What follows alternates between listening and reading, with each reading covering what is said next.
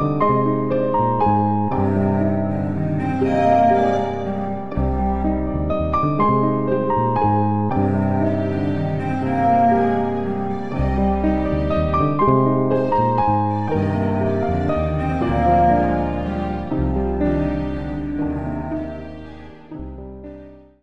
suis prêtre et médecin. Je suis prêtre catholique, religieux de l'ordre des frères prêcheurs, autrement dit dominicain. Je vis dans un couvent de 20 frères à Montréal. Et je suis aussi médecin dans une unité de soins palliatifs à l'hôpital général juif de Montréal. Alors, je ne suis pas l'aumônier de l'hôpital, je n'y exerce pas en tant que prêtre, mais vraiment comme médecin. À l'hôpital, vous savez, je ne suis pas prosélyte. Je ne porte pas l'habit religieux comme ce soir. Je ne cherche pas à crier sur toi que je suis prêtre, mais je ne le cache pas non plus. Les membres de l'équipe de soins palliatifs, professionnels de santé et bénévoles qui me connaissent comme médecin, savent aussi que je suis prêtre. Mais ils savent que ma fonction de prêtre reste en dehors de l'hôpital. Parfois, il m'arrive de dire à certains patients que je suis prêtre, surtout quand je sens que cela peut aider dans ma façon de prendre soin. Et il m'est arrivé, ou il m'arrive encore, de bénir, de célébrer un sacrement, confession, encore hier soir une onction des malades, plus rarement un baptême ou un mariage. Mais cela n'est pas habituel, car l'hôpital général juif de Montréal a son propre aumônier catholique officiel, et ce n'est pas moi. Vous voyez, ma fonction de prêtre reste en dehors de l'hôpital. Mais je suis prêtre, et je ne peux laisser mon état de prêtre en dehors de moi-même. Cela fait partie de moi. Et je ne porte pas deux casquettes, car je ne suis pas à moitié prêtre et à moitié médecin. Mais je suis 100% prêtre et 100% médecin. J'allais dire, je suis 100% prêtre parce que 100% médecin et 100% médecin parce que 100% prêtre. Alors, certaines personnes me disent parfois, tu es médecin des corps et des âmes. Et il se trouve que il y a 20 minutes, j'étais encore à l'hôpital et la femme d'un patient qui a tapé mon nom sur Google a vu que j'étais prêtre et elle m'a dit, vous êtes médecin des corps et des âmes parce que vous êtes prêtre aussi. Sous-entendu, tu es médecin pour soigner les corps et prêtre pour prendre soin des âmes. C'est toujours sympathique de dire cela, et pourtant je crois que ce n'est pas vrai. Car je ne suis pas prêtre uniquement pour les âmes. Le christianisme est une religion de l'incarnation, Dieu qui se fait chair, Dieu qui se fait corps, et le prêtre est l'homme du corps du Christ. C'est l'Eucharistie, le sacrement du corps. Comme chrétiens, nous vivons avec un corps. Nous prions avec notre corps. Et nous croyons même, même si c'est parfois difficile, à la résurrection de la chair. Je ne suis donc pas prêtre uniquement pour les âmes. Comme d'ailleurs, je ne suis pas médecin uniquement pour les corps. Quel type de médecin serait celui qui ne prendrait soin que du corps de ses patients? Ne serait-il pas un peu comme un horloger qui répare une montre minutieusement? Ne serait-il pas un garagiste qui répare une auto dans son atelier? Un médecin qui ne prendrait soin que d'un corps ou même que d'un organe en particulier ne serait finalement qu'un bio-ingénieur. Eh bien, je suis donc prêtre pour des personnes qui ne sont pas que des âmes, et je suis médecin pour des patients qui ne sont pas que des corps. Tout simplement parce que tout être humain a un corps, il est son corps, mais il est aussi esprit. On entend souvent que tout être humain a une dimension spirituelle, inhérente à lui, intrinsèque. Eh bien, je crois que ce n'est pas tout à fait juste, car il ne s'agit pas seulement d'une dimension de tout être humain, mais il s'agit de tout son être. La dimension spirituelle de l'humain, c'est tout l'être humain.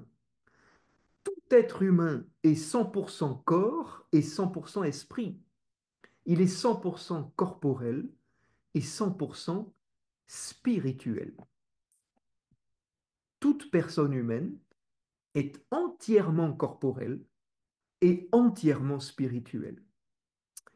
Vous voyez, mon état de prêtre me rappelle donc en permanence que le médecin que je suis ne doit pas se contenter de soigner des corps, mais qu'il doit essayer de prendre en compte l'entièreté de la personne que j'ai devant moi, qui est à la fois corporelle et spirituelle. Les soignants, vous savez, se donnent souvent corps et âme pour des patients qui ne sont pas que des corps, mais qui sont des personnes humaines, à la fois corps et esprit, corporel et spirituel.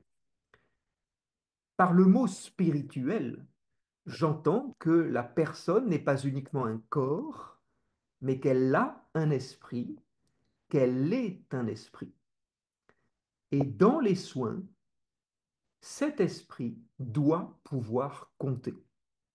Pour bien soigner ou pour mieux prendre soin, les professionnels de santé ne peuvent se contenter de soigner des corps. Les patients n'entrent pas à l'hôpital en laissant leur esprit à la maison. Les patients n'entrent pas à l'hôpital en laissant leur spiritualité à la maison.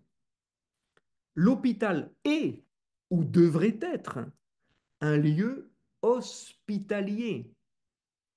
L'hospitalité n'est pas seulement respecter, mais c'est accueillir le patient comme une personne avec tout ce qu'il est, corps et esprit, corporel et spirituel.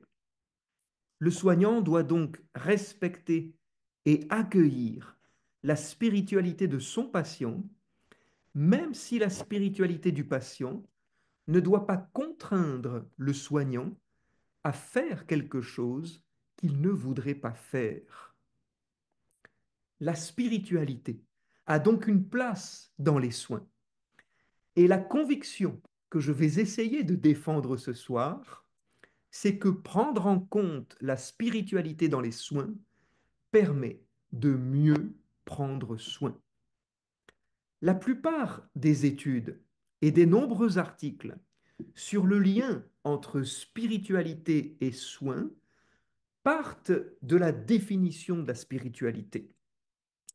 Or, après des mois ou même des années de réflexion, il me semble beaucoup plus pertinent de partir plutôt de ce qu'est le soin. Et voilà peut-être une première originalité ce soir. C'est ce que je vous propose dans une première partie, de partir de la définition du soin et en essayant de vous convaincre qu'il y a quelque chose de spirituel dans le soin. Alors le soin, c'est d'abord un acte technique répondant à un besoin déterminé qui s'adresse à un autre être humain qui est vulnérable et qui vise une guérison quand c'est possible, sinon au moins un soulagement, un bien-être ou même ce que j'appellerais un mieux-être. Le soin tel qu'on le conçoit habituellement, surtout à l'hôpital, est réalisé à l'aide de connaissances et de compétences particulières. Or, il me semble que le soin n'est pas un acte technique, qui est réservé aux soignants et aux professionnels de santé. Je vous prends un exemple très simple que beaucoup d'entre vous ont déjà expérimenté.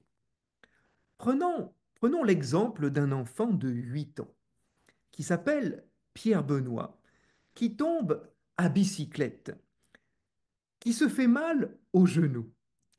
Sa mère le voit tomber, mais elle voit que la blessure au genou ne nécessite pas une consultation à l'urgence ou chez le médecin. Elle décide donc de prendre soin de son fils elle-même.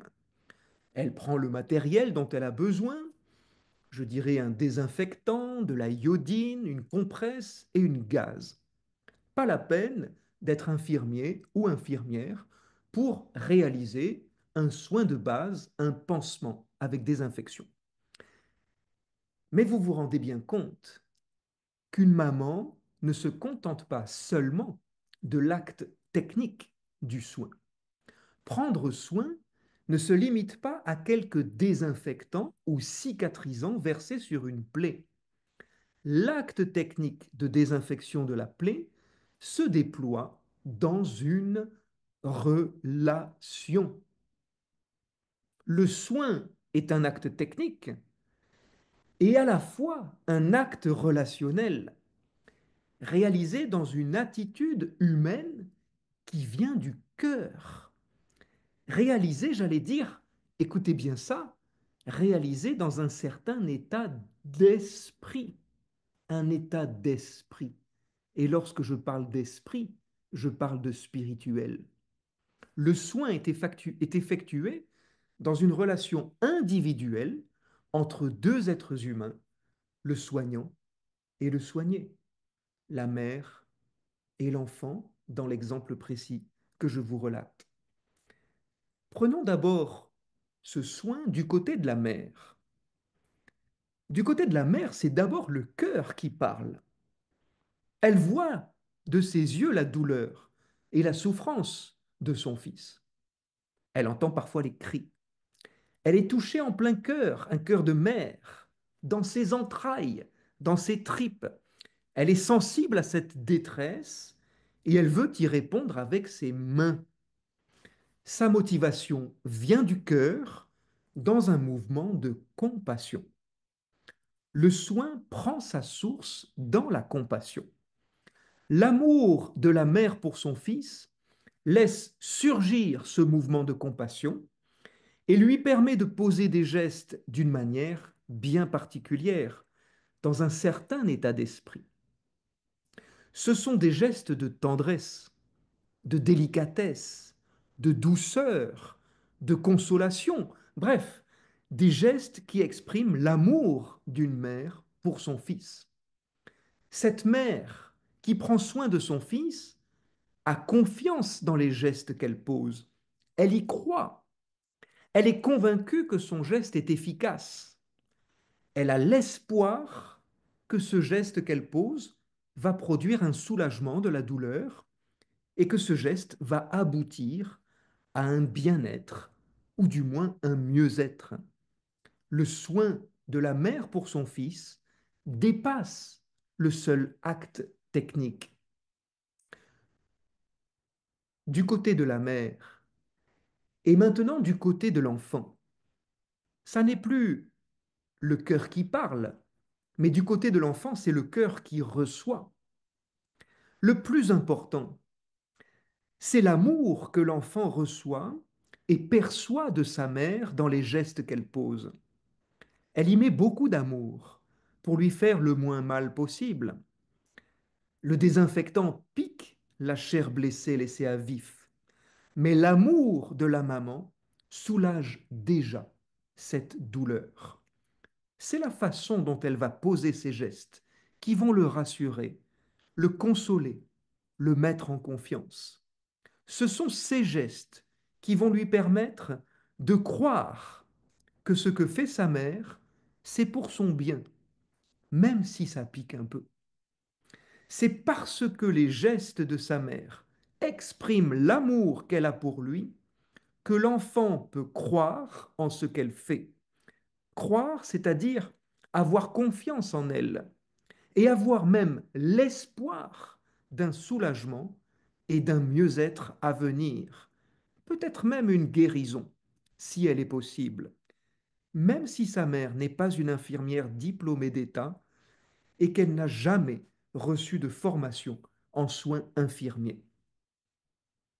Vous voyez, j'espère que vous êtes convaincus, le soin n'est pas seulement un acte technique. Il nécessite un certain état d'esprit, et qui dit esprit dit spirituel. La relation qui existe entre la mère et l'enfant, et entre l'enfant et sa mère, est une relation d'amour qui crée la confiance et qui permet l'espoir. L'amour, la confiance et l'espoir. Ces trois dimensions intrinsèques aux soins sont profondément spirituelles. Et je crois que c'est la grande idée de ce soir. Le soin est donc profondément spirituel, même s'il s'agit d'abord d'un acte technique. Alors j'espère que vous me suivez et nous allons essayer d'extrapoler cette réflexion maintenant sur les soins médicaux qui sont dispensés dans un hôpital ou dans un CLSC par des soignants formés et diplômés, ou même des soins à domicile. Ça arrive de plus en plus au Québec. Vous allez me dire qu'une infirmière ne soigne pas ses patients comme une mère prend soin de son enfant. Et c'est très vrai. Et il ne faut pas confondre les deux. Une infirmière ne prend pas soin de son patient comme si c'était son enfant. Ce serait insupportable. En revanche, rien ne nous interdit de faire un parallèle entre un soin prodigué par amour par une mère pour son fils et un soin réalisé à l'hôpital ou dans un lieu de soins par une infirmière ou un infirmier diplômé d'État. Le soin prodigué par des professionnels du soin n'est pas seulement un acte technique. Il est un geste qui est un acte technique effectué dans une relation soignante qui a pour but un soulagement, un mieux-être, un bien-être. L'acte technique, dans ce cas, nécessite une formation spécifique pour obtenir des compétences, des connaissances particulières, car l'acte technique peut devenir très technique. Et la relation soignante nécessite, elle, une implication personnelle du soignant. Cette implication nécessite des dispositions intérieures et des capacités éthiques, j'allais presque dire des capacités spirituelles. Certains préfèrent parler de valeurs. L'infirmier, l'infirmière qui veut prodiguer un soin, un acte technique dans une relation soignante, nécessite ces dispositions intérieures et des valeurs, des capacités éthiques et spirituelles. Il convient donc de distinguer la dimension technique de l'état d'esprit dans lequel l'acte est posé. Il y a du spirituel dans le soin. Prendre soin apparaît donc comme une réalité qui implique au-delà du soin. La présence de la confiance, de l'espoir et de l'amour dans le soin le rend déjà spirituel.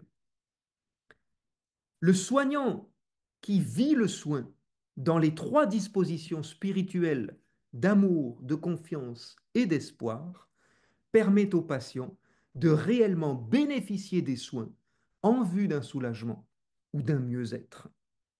Alors n'ayons pas peur de parler d'amour dans le soin. Disons plutôt compassion si l'amour vous fait peur.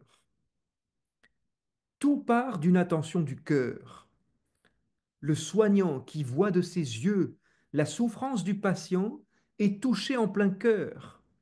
Et dans un mouvement de compassion, il veut utiliser ses mains pour prendre soin. Compassion. Empathie, diront certains. Je préfère la compassion.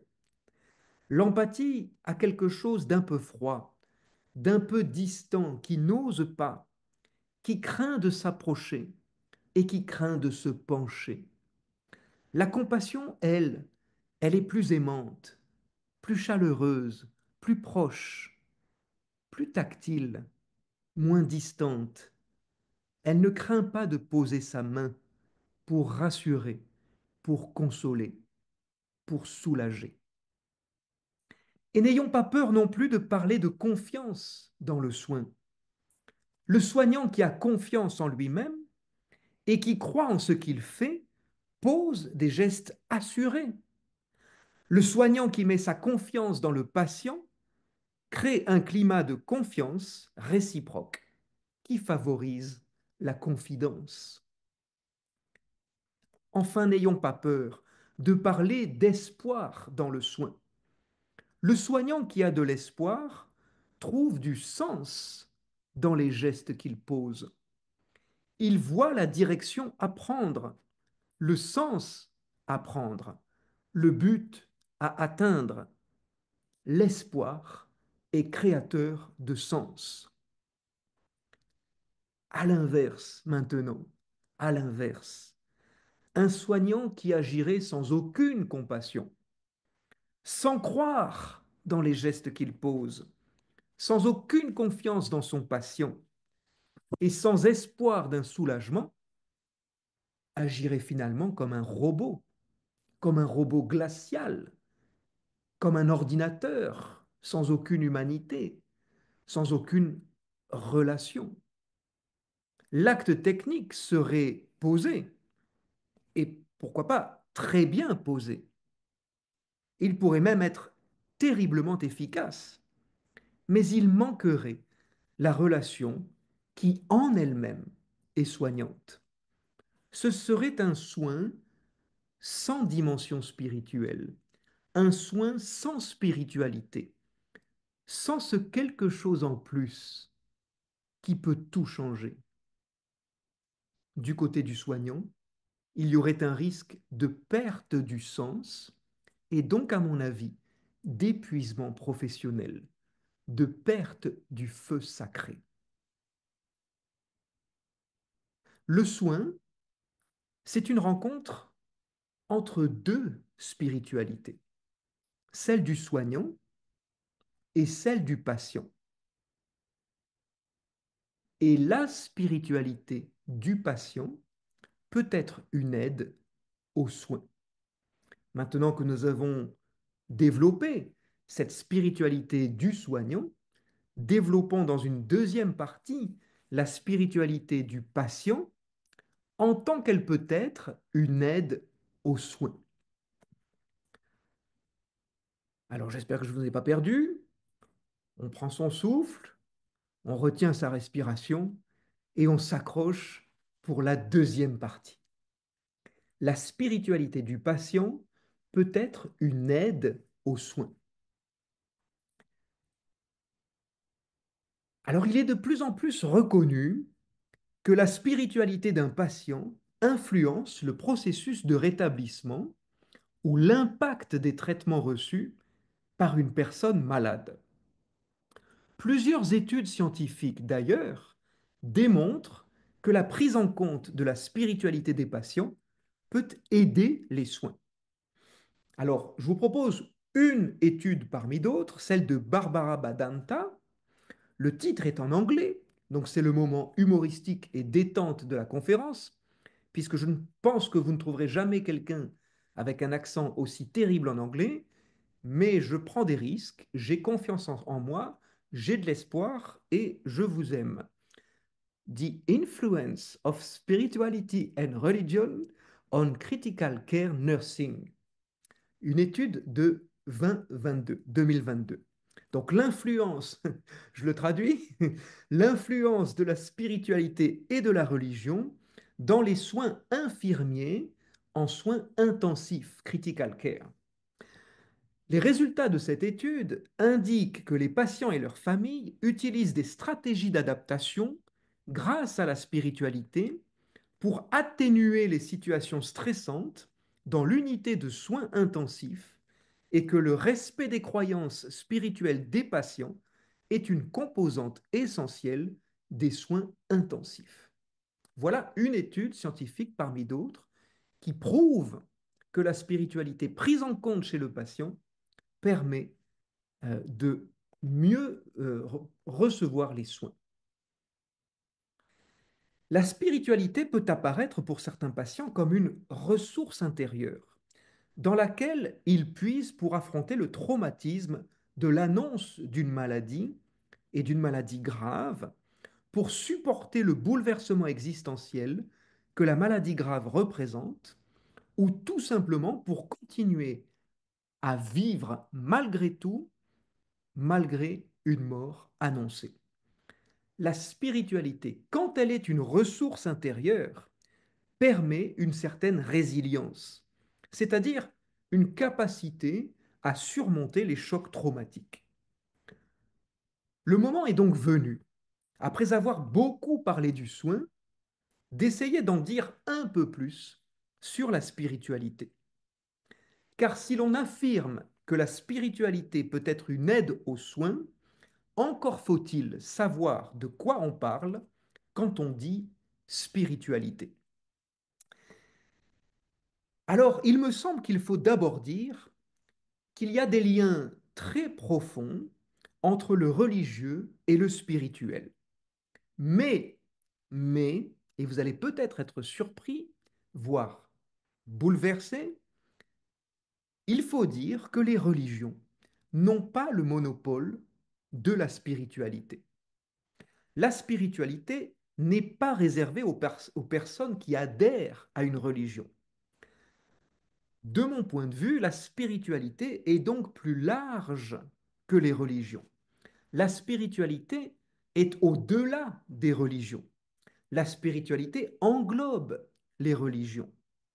Et c'est tout à fait logique quand on y pense. Si l'on défend l'idée, et c'est ce que j'ai essayé de faire, que le spirituel est une dimension intrinsèque de tout être humain, ça veut dire qu'il n'existe pas d'être humain qui ne soit pas spirituel. Pire, que tout être humain est 100% corporel et 100% spirituel, alors le spirituel n'est pas réservé aux seuls adhérents d'une religion, quelle qu'elle soit. Il y a des personnes sans religion qui sont très spirituelles. Il y a aussi des personnes sans religion qui sont très peu spirituelles. Il y a des personnes très religieuses qui sont très spirituelles, et figurez-vous qu'il y a des personnes religieuses sans spiritualité, atteintes d'acédie, ce vice du moine qui se manifeste par une tristesse sèche, par un dégoût profond des choses de Dieu, par un dégoût des choses spirituelles. C'est un vice connu du moine. Il reste le cadre religieux, l'intérieur est vide. La religion ne s'oppose pas au spirituel. Et une religion, lorsqu'elle est bien vécue, peut souvent soutenir, nourrir et enrichir la recherche spirituelle d'une personne humaine. Mais les religions n'ont pas l'exclusivité de la spiritualité.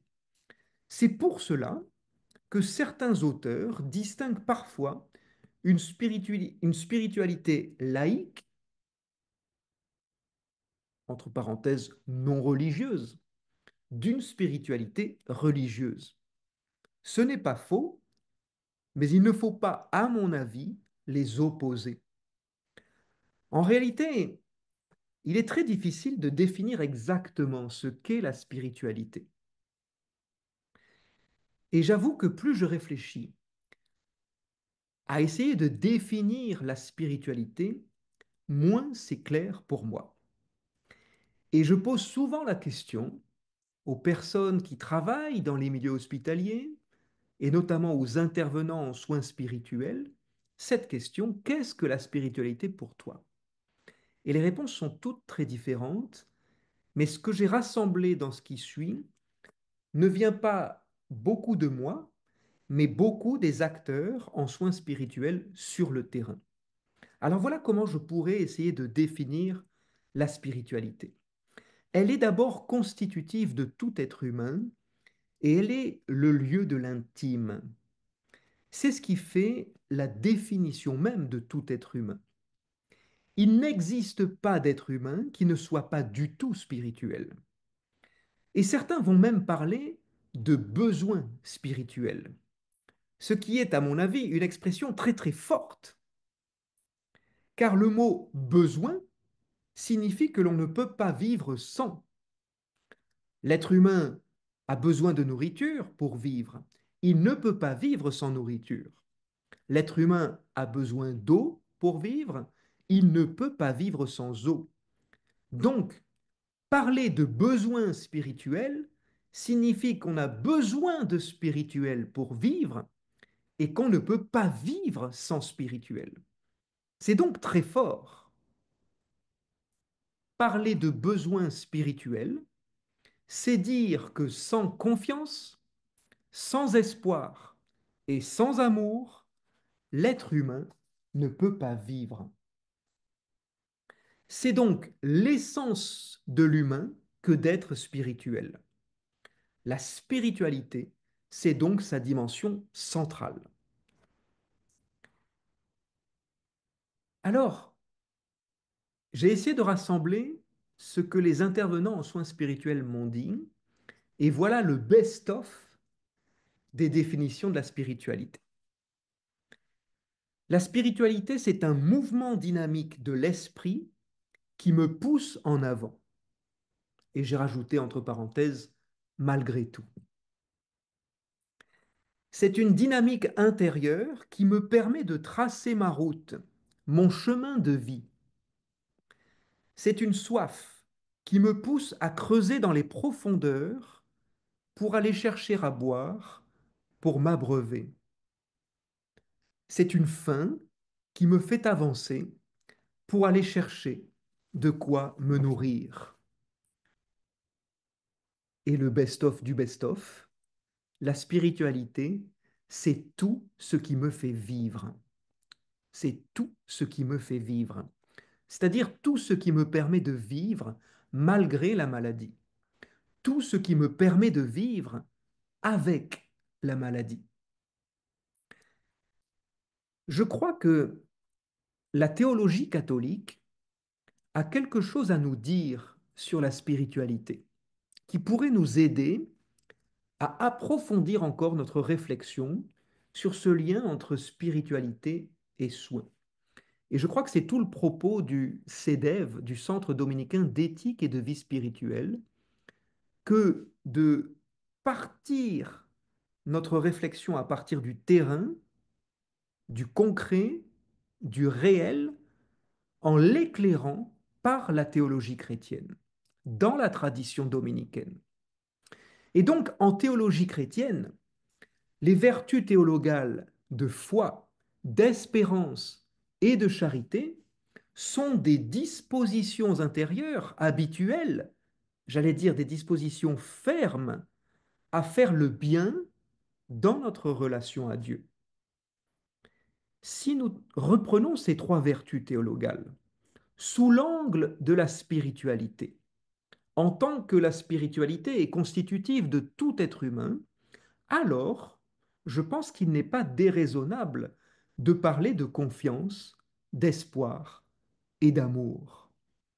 Et il me semble que nous pouvons ainsi revenir à notre réflexion sur les soins en lien avec la spiritualité, toujours en défendant cette idée que la spiritualité, en tant qu'elle est une ressource intérieure, peut aider les soins et participe aussi au bien-être du patient.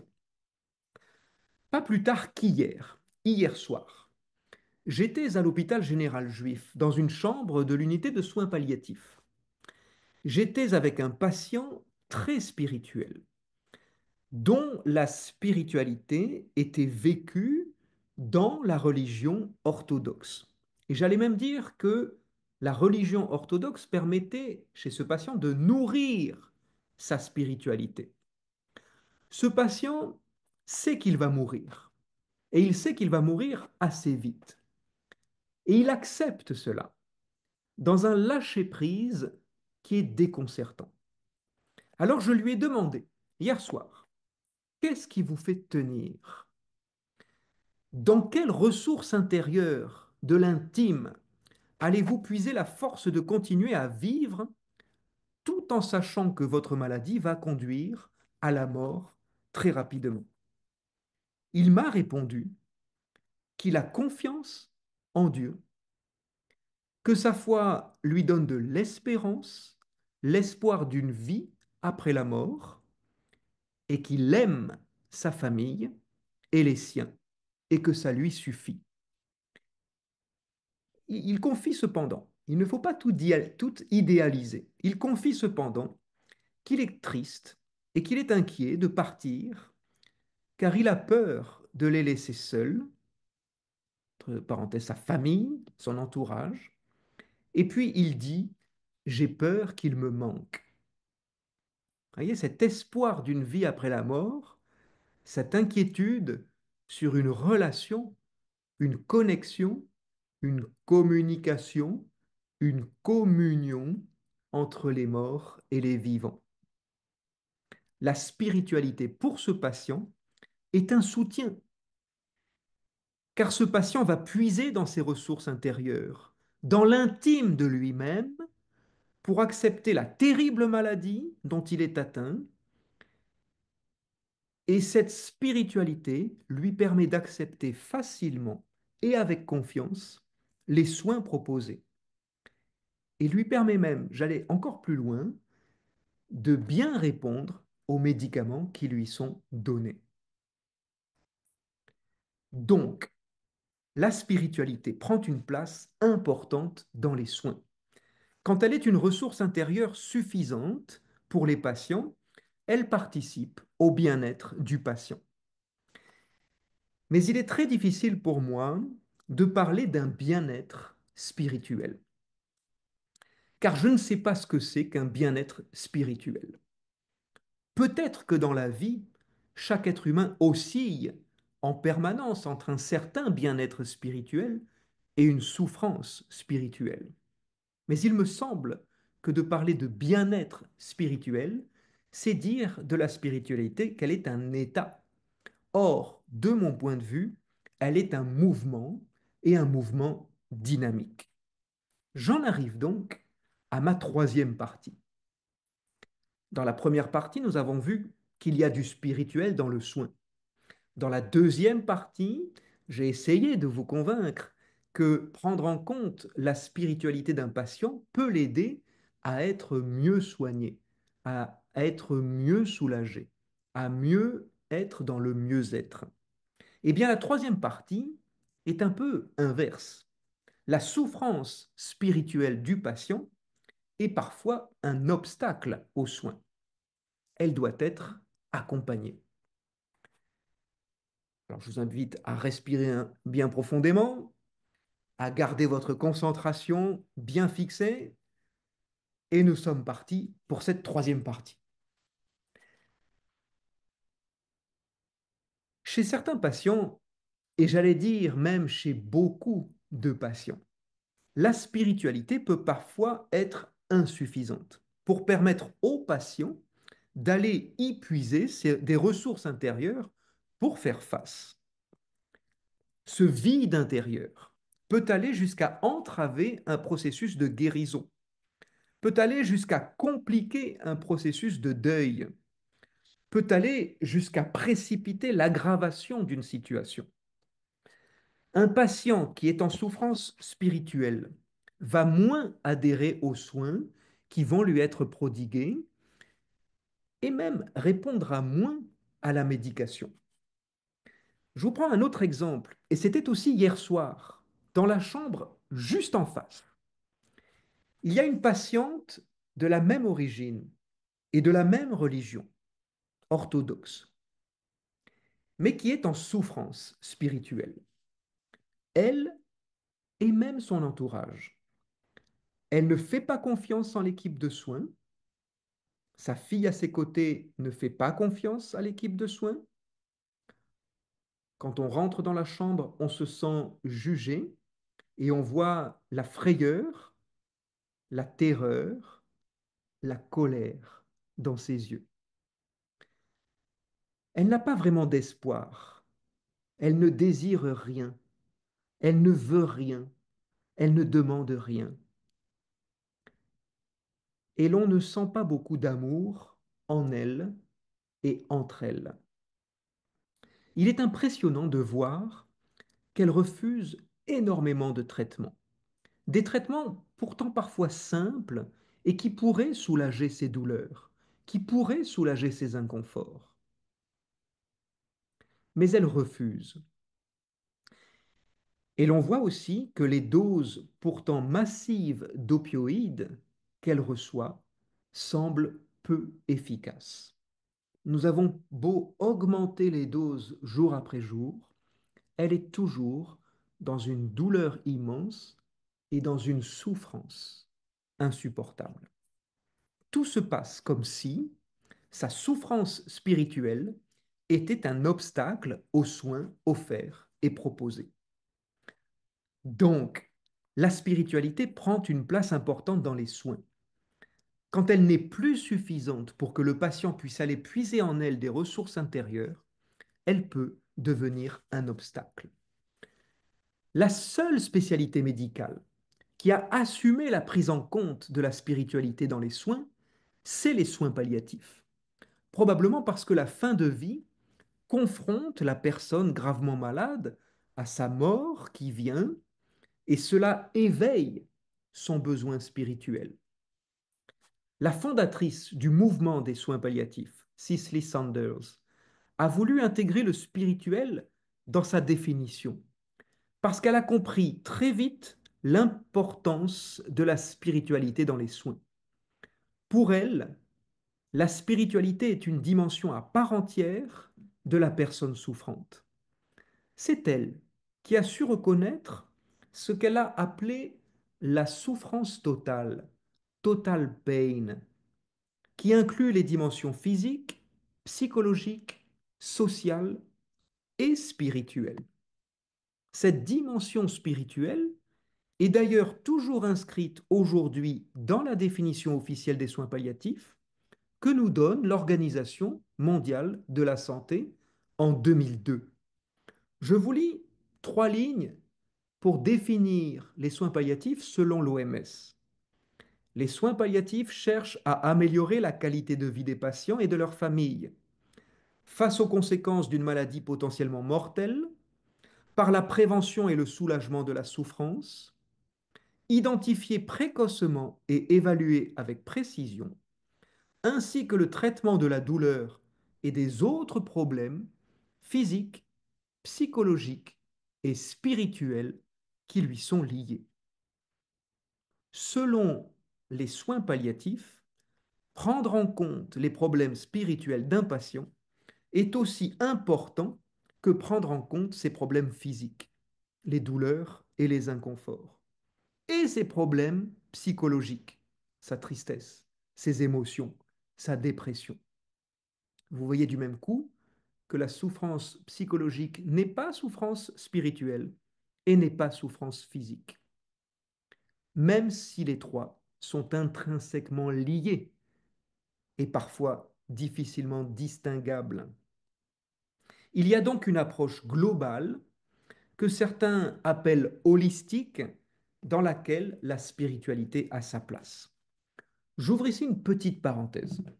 Si vous êtes fatigué, vous n'êtes pas obligé d'écouter, mais l'OMS, qui vient de définir les soins palliatifs, a aussi une définition de la santé en 1948, mais il est intéressant de voir que le mot spiritualité n'est pas dans la définition de la santé. Or, le mot spiritualité est dans la définition des soins palliatifs. Je vous lis la définition de la santé selon l'OMS. La santé est un état de complet bien-être physique, mentale et sociale et ne consiste pas seulement en une absence de maladie ou d'infirmité. Qui, qui parmi vous peut dire qu'il est en bonne santé avec une telle définition? Personne. C'est une définition idéale. Personne ici ce soir, ni même dans mon entourage, ni même chez mes amis, peut dire qu'il est dans un état de complet bien-être physique, mental et social. Personne. Alors, pourquoi le mot spirituel n'apparaît pas dans la définition de la santé selon l'OMS? Deux possibilités. Soit il s'agit d'une contradiction de l'OMS. L'OMS parle de la santé comme d'un état de complet bien-être, sans parler de spiritualité, et définit en même temps les soins palliatifs qui prennent en compte les souffrances spirituelles des patients. Soit l'OMS considère que le bien-être mental et social recouvre le bien-être spirituel, qui est en effet très lié au bien-être psychologique et relationnel. Relation à soi, relation aux autres, relation à la création et relation à la transcendance. Et donc cela reste flou. Je ferme ma parenthèse. Si le Québec s'est doté d'intervenants en soins spirituels, c'est bien parce que leurs soins spirituels et leur accompagnement spirituel sont bénéfiques pour les patients. D'ailleurs, cela ne veut pas dire que les soignants sont dégagés de toute intervention spirituelle, même si cela n'aboutit pas toujours à une santé spirituelle, à un bien-être spirituel. Soit un patient vit une situation traumatique, quand sa vie est chamboulée après un diagnostic grave et le cours de son quotidien est bouleversé. Toutes ses ressources, y compris ses ressources spirituelles, sont sollicitées et l'aident à se situer et à traverser les événements. Eh bien, dans ce cas, le travail des soins spirituels va essayer d'aider le patient à aller chercher en lui ses ressources, à les mobiliser, à les faire émerger. C'est un accompagnement de situations de crise. Mais il y a d'autres situations. Par exemple, un patient qui vit une véritable crise spirituelle ou une détresse spirituelle. Et dans ce cas, ses ressources spirituelles intérieures ne sont plus suffisantes ou ne sont plus adaptées. Et la personne se ressent ou se perçoit sans ressources. Eh bien, dans ce cas, les soins spirituels proposent un accompagnement proprement spirituel. Et donc, ce qui est important, c'est de savoir, dans le soin, reconnaître la souffrance spirituelle du patient pour essayer de l'accompagner. Car, et c'est ma conviction, mais c'est quelque chose qui n'est pas partagé par tous, c'est qu'on ne peut pas soulager une souffrance spirituelle. On accompagne une souffrance spirituelle. On peut soulager des douleurs, on peut soulager des souffrances physiques, mais on ne peut pas soulager une souffrance spirituelle. On l'accompagne pour que la vie soit encore possible. Alors comment se déploie, si vous voulez, cette spiritualité dans la vie concrète du patient? Et comment peut-on passer de cette notion un peu étrange de santé spirituelle ou de bien-être spirituel à la notion de souffrance spirituelle et à la notion bien plus grave de détresse spirituelle ou de crise spirituelle? Eh bien, pour conclure mon propos, je vais essayer de vous proposer les fruits de ma réflexion, qui n'est pas achevée, qui peut paraître originale, qui n'est pas partagée par beaucoup, mais qui est, à mon avis, un axe de recherche. Et j'essaye de déployer ces trois dimensions de confiance, d'espoir et d'amour en tant qu'elles sont partie intégrante de la spiritualité. Alors je m'explique. Prenons la confiance. Encore une fois, n'ayons pas peur de parler de confiance dans le soin. Le patient qui a confiance dans les soignants Le patient qui a confiance dans les médicaments donnés, eh bien cela crée un climat de confiance réciproque qui favorise la confidence et donc le secret. Un patient qui serait en bien-être spirituel. Encore une fois, rappelez-vous qu'on oscille entre le bien-être, la souffrance et la détresse, et que la spiritualité est un mouvement dynamique, jamais un état fixe. Eh bien, le patient en bien-être spirituel serait un patient qui aurait confiance dans les soignants, confiance dans la vie en général, confiance dans les traitements reçus, confiance dans les accompagnants.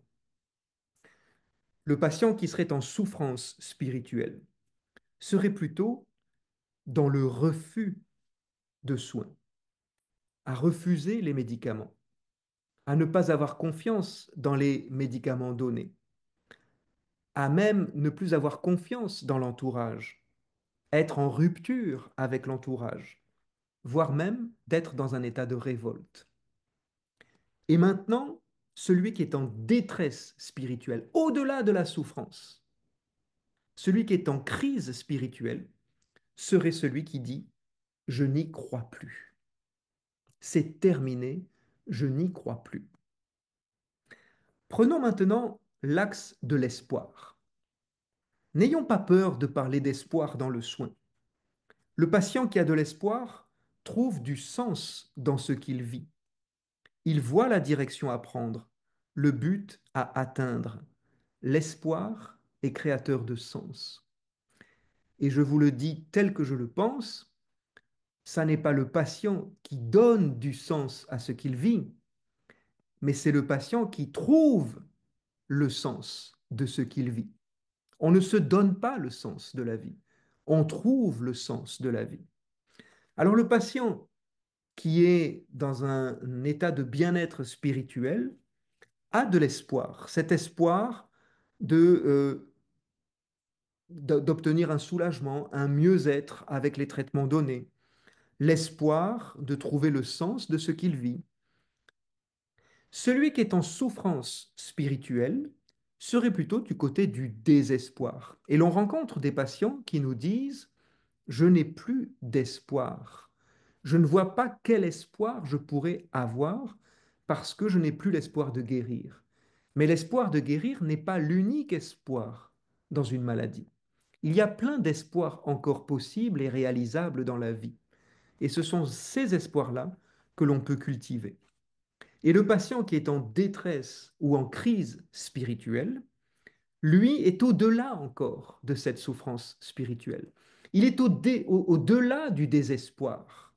Il est dans le contrôle de la maladie, c'est-à-dire l'inverse du lâcher-prise. Et ces patients en détresse spirituelle, en crise spirituelle, sont souvent ceux et celles qui demandent l'aide médicale à mourir pour essayer de contrôler encore la façon de mourir et le moment de mourir.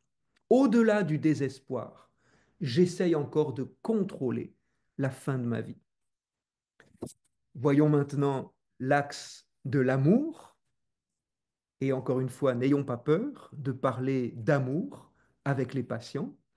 Les patients qui sont dans un état de bien-être spirituel peuvent avoir une certaine affection pour leurs soignants.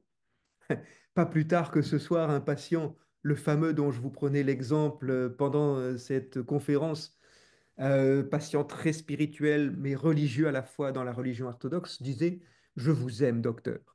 Bon, j'ai jamais compris comment on peut dire ça, mais bon. Donc, donc, vous voyez, dans l'axe de l'amour, les patients en état de bien-être spirituel ont une certaine affection pour leurs soignants, pour leur entourage. Une affection lors de la présence du soignant et le patient dit, je me sens déjà mieux. Et je suis sûr que vous avez déjà ressenti ça. À l'approche de l'infirmier, de l'infirmière ou du soignant ou du médecin, même sans lui parler, sa proximité déjà vous rassure et vous vous sentez déjà mieux. Sa présence est rassurante. Ce sont des patients qui ont une certaine amitié avec leur entourage et un bel amour avec leurs conjoints et leurs enfants. Mais dans la souffrance spirituelle, eh bien, il peut y avoir une haine du patient, du soignant, une haine du soignant, une haine du soignant. Et les patients en souffrance spirituelle, dans cet axe de l'amour, souvent peuvent dire, je sens que je suis un fardeau pour mon entourage, ce qui veut dire, je les empêche de m'aimer, je les empêche de m'aimer. Raison aussi fréquente pour l'aide médicale à mourir. Je ne veux pas être un fardeau pour ceux qui sont dans mon entourage. Eh bien, lorsqu'on pousse cette souffrance spirituelle au-delà de la souffrance, dans la détresse, dans la crise spirituelle, cela aboutit à une indifférence totale envers le soignant et une indifférence totale envers sa famille. Il y a une quinzaine de jours, une patiente me disait droit dans les yeux, lorsque je lui disais, vous devez être contente d'avoir autant de familles autour de vous tous les jours. Et elle m'a répondu, je m'en fous. Eh bien, cette indifférence ressentie ou non ressentie même de l'amour de son entourage est pour moi le signe d'une détresse spirituelle.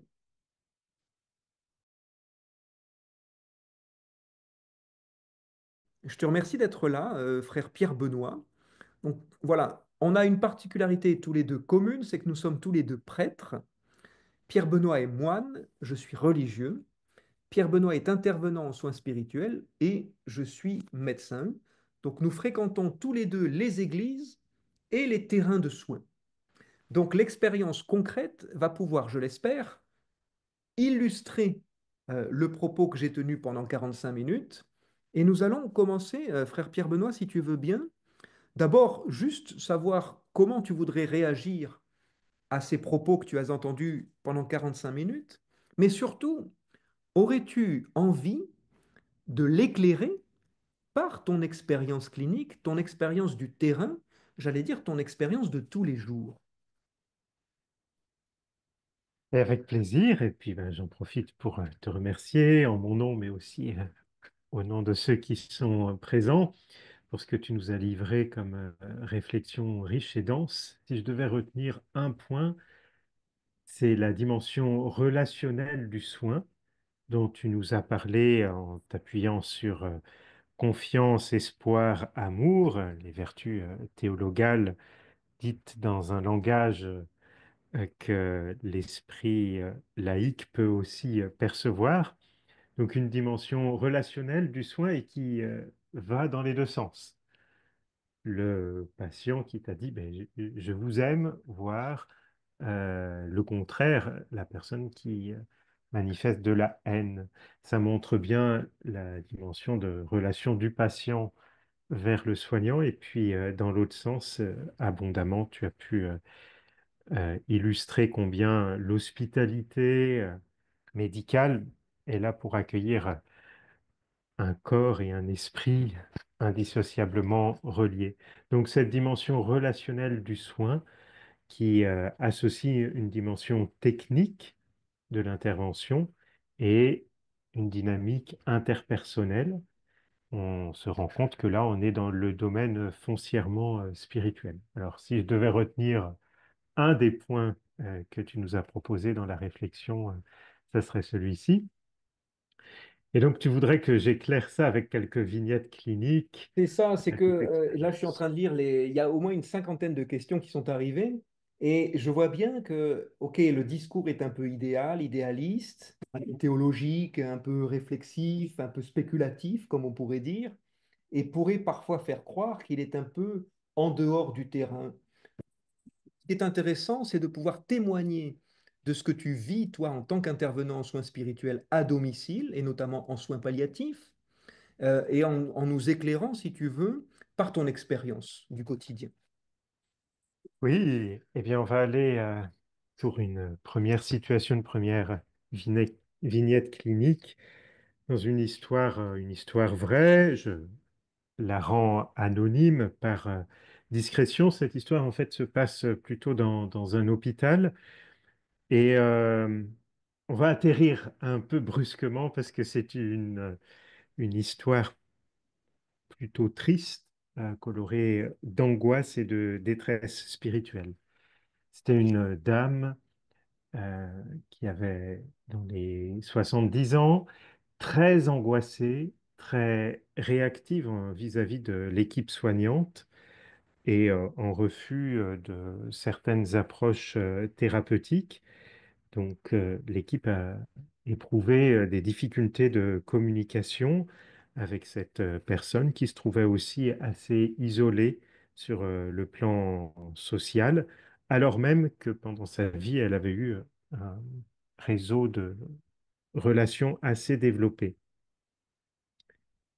Constatant qu'il y avait peu de collaboration à l'ajustement de la médication, que même quand le corps était soulagé, cette dame manifestait sa mauvaise humeur, son angoisse à l'équipe, m'a demandé d'aller la voir et puis de sentir ce qui se passait sur le plan spirituel. Elle manifestait une angoisse profonde, existentiellement, elle ne voyait plus le sens de son aujourd'hui, tandis qu'elle était réduite à être, comme elle me dit, pognée dans son lit.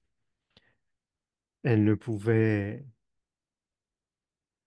pas euh, considérer l'aujourd'hui avec espérance.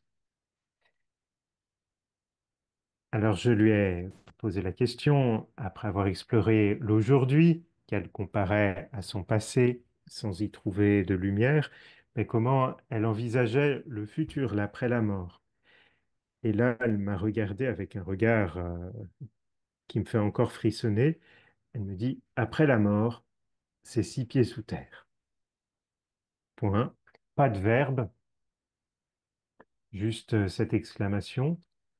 Et cette patiente, en fait, ce qui m'a rejoint, c'est qu'elle ne s'ouvrait pas, ou plutôt ne pouvait pas s'ouvrir à une source spirituelle qui pourtant l'habitait et dont j'avais pu être témoin quand elle avait réussi à me raconter quelques expériences significatives de son passé, mais dont elle était coupée du fait de la maladie d'après elle. Cette dame est décédée peu de jours après, ayant demandé l'aide médicale à mourir et l'ayant reçue. Ce que je reçois de cette première expérience, c'est pas la plus amusante. J'ai commencé par celle-ci, mais c'est qu'effectivement, l'espoir était en berne, aussi bien pour son temps de maladie. La confiance dans le personnel médical était affectée. Et puis, le plus triste peut-être, c'est qu'elle n'arrivait plus à aimer sa propre vie. Et elle avait du mal à aimer même ce qui pouvait venir après, en simplifiant la chose, en résumant à la destinée de son corps, 6 pieds sous terre, et en étant vraiment réticente à envisager le fait qu'elle transmettait un héritage, que son souvenir allait rester auprès de certains de ses proches. Est-ce que tu dirais, Pierre Benoît, que cette patiente était dans un état de souffrance spirituelle ou même de détresse ou de crise spirituelle, selon un peu le schéma un peu que j'ai essayé d'évoquer? Oui, c'était sans doute une crise spirituelle provoquée par le changement brusque d'état de vie. Cette dame avait organisé beaucoup de choses dans son existence, était à la direction d'un certain nombre d'employés. Et puis là, elle se trouvait dans une situation qu'elle avait peut-être pas envisagée ou pas préparée, d'être, elle, réceptive ou d'être sollicitée pour être réceptive à des soins, à des visites. Et donc, du coup, il y avait une crise qui fait qu'elle ne pouvait plus croire que quelque chose était possible dans cette situation pour elle. Ce qui est intéressant dans cette histoire, qui est tragique, hein, c'est Oui, que en réalité, cette crise spirituelle ou cette détresse spirituelle provoque finalement, est un obstacle aux soins, parce que tu dis bien qu'elle refusait des soins, elle refusait des médicaments. Et ce qui est intéressant pour les soignants, à mon sens, c'est de se dire, parce qu'on est toujours un peu choqué quand les patients refusent nos propres soins. Euh, Nous, les médecins, on est un peu tous des orgueilleux. Alors, on a toujours la super idée, le super médicament à proposer, et puis on ne comprend pas pourquoi le patient refuse nos super idées. On a un super médicament avec une super idée, et le patient refuse ce que je propose. Et en réalité, derrière ce refus, derrière ouais, c'est ça, c'est presque l'obstacle que je vois dans mon patient. Il faut aller chercher probablement soit une souffrance spirituelle, soit une détresse spirituelle, euh, pour essayer de voir ce qui fait obstacle aux soins. Et non pas, Je suis c'est pas, d'accord. voilà, c'est ça, c'est pas seulement la mauvaise humeur du patient, mais comme tu dis, bah, il y a derrière quelque chose qui atteint sa confiance, son espoir et l'amour. C'est intéressant ça, hein. Et c'est là que tu me fais penser, Thomas, à Delphine. Alors, je vous emmène cette fois-ci dans un domicile, ici sur l'île de Montréal. Euh, donc, c'est une patiente qui, vous allez voir, l'histoire est avec un petit peu plus d'espoir, de couleur et de lumière.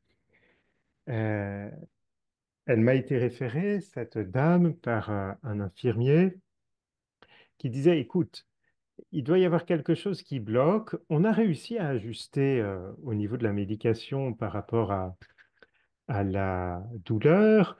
Elle est confortable, mais il y a quelque chose qui bloque et on n'arrive pas à trouver. Est-ce que tu voudrais aller la voir, la rencontrer avec ton sourire, ta bonne humeur? Essaye de faire une exploration de qu'est-ce qui est problématique par rapport à ce chemin. C'était une patiente de la jeune soixantaine qui venait d'apprendre brusquement qu'elle était atteinte d'un cancer fulgurant et le diagnostic avait été posé 5 semaines, 4 semaines avant. Je vais la voir, elle m'accueille avec chaleur dans un appartement très lumineux. Je fais une enquête pour voir comment elle considère après la mort. La première patiente m'avait parlé de 6 pieds sous terre et puis c'était froid et définitif. Et elle, au contraire, c'était lumineux, coloré. Elle avait des images qui montraient sa confiance quant à l'au-delà.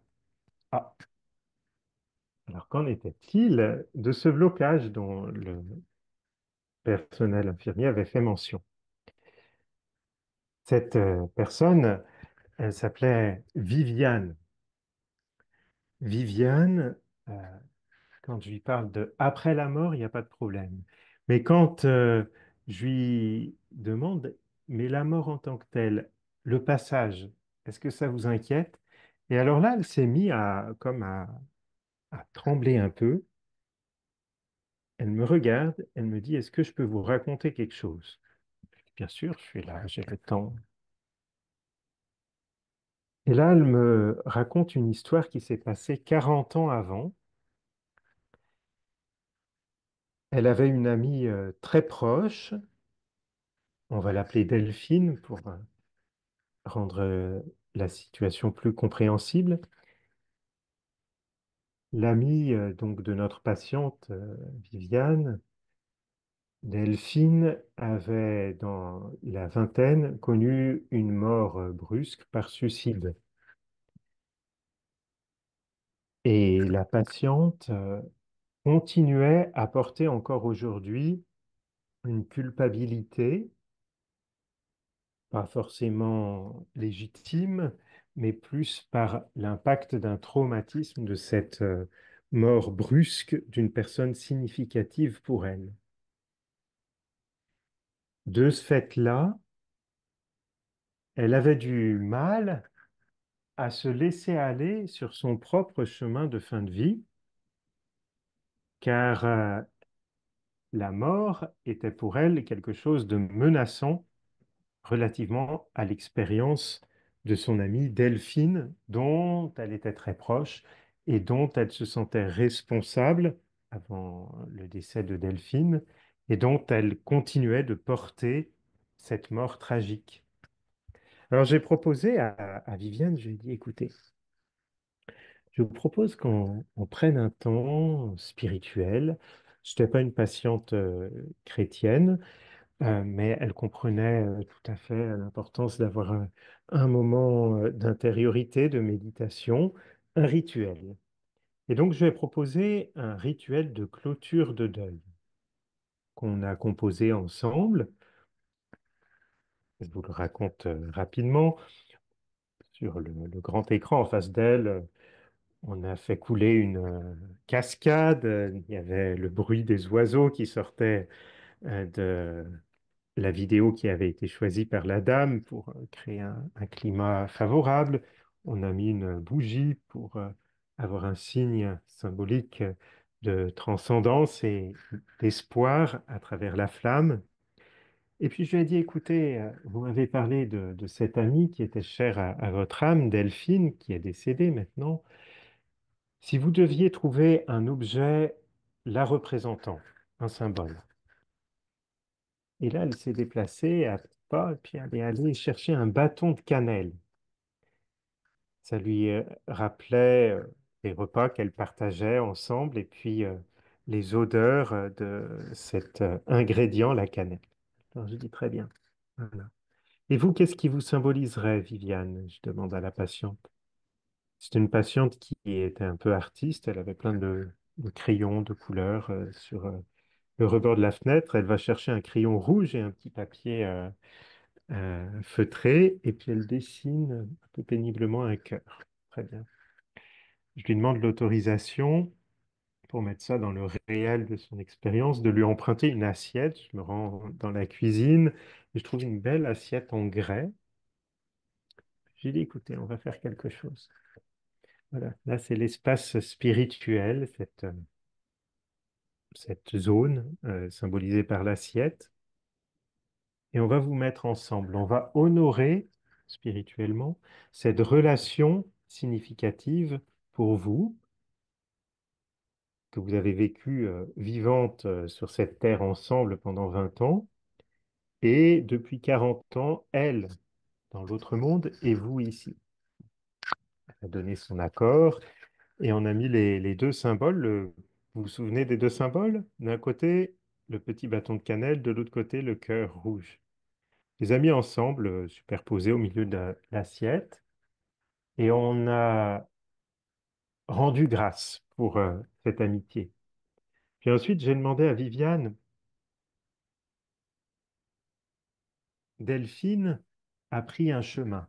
On n'était pas dans le jugement par rapport à l'acte du suicide que Delphine avait euh, effectué, ni de voir si il y avait des raisons qui sous-tendaient ça. On était juste dans le réel de dire, elle a pris un chemin. Est-ce qu'on peut accepter de lui laisser faire ce chemin? Puis peu à peu, on a déplacé le bâton de cannelle avec l'autorisation de la patiente, tantôt moi, tantôt elle, jusqu'à ce que le bâton de cannelle sorte en dehors de l'assiette. Et puis, je l'ai déposé avec amour, attention, respect, au pied de la bougie. Et donc là, je lui ai demandé à notre patiente de parler du chemin que Delphine, décédée, effectuait jusqu'à cet élément symbolique de la lumière. Et là, cette patiente, vous avez dit, hein, qui s'était mise à trembler au souvenir de cette expérience traumatique, là, vivait quelque chose de bénéfique et toujours en relation avec son ami. Et je dis, bon, on la laisse ici. Et maintenant, on va s'occuper de toi qui est au milieu de l'assiette.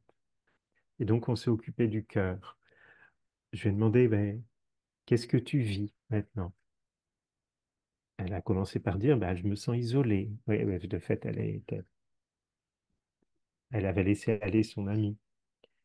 Et puis, peu à peu, je lui ai proposé, ben, écoute, là, toi, tu as une histoire à vivre, une histoire personnelle dans ton chemin vers le grand passage. J'aime bien parler du grand passage, du décès, si vous préférez, et puis pour envisager l'avenir de la vie après la mort. Et donc, j'ai proposé, pour faire le lien tout en distinguant, de prendre la bougie qui était auprès de Delphine là-bas, et puis de la mettre au centre de l'assiette. Et puis, d'à côté, à la bougie, le petit cœur de Viviane. Et de se laisser rejoindre par cette lumière qui était là au-dessus de son symbole. Et à ce moment-là, Viviane a poussé un grand soupir profond, je me rappelle encore de ça. Et puis elle m'a dit, ah, maintenant c'est bon. Donc je l'ai laissé dans ce climat spirituel qui lui convenait, avec ses symboles, la cascade, vous vous souvenez, la bougie, et puis bah, toujours son ami qui avait mais sa place à elle. Et je lui dis, voulez-vous que j'éteigne la cascade? Elle dit, non, non, c'est bien, très bien, je vais continuer à méditer. Puis je suis parti et cette patiente, j'ai pas eu l'occasion de la revoir parce que son cancer était assez agressif. Par contre, euh, c'est par l'équipe que j'ai eu le retour. L'infirmier qui m'avait envoyé est retourné quelques jours après, et puis je vous le dis avec simplicité, mais il me dit, mais qu'est-ce que tu lui as fait? On ne la reconnaît plus. C'était une dame qui avait un problème dans la colonne vertébrale aussi, et qui était toute voûtée, et elle s'était redressée, d'après le témoignage de notre infirmier, euh, et elle regardait en face. Elle a dit comme ça, elle me regarde en face. Voilà. Et puis, elle avait réussi à téléverser, si vous voulez, l'espérance, l'espoir, comme disait le frère Thomas, euh, qu'elle utilisait pour décrire la vie après la mort. Elle avait réussi à le téléverser, à le mettre, si vous voulez, dans le moment présent là, de cette fin de vie.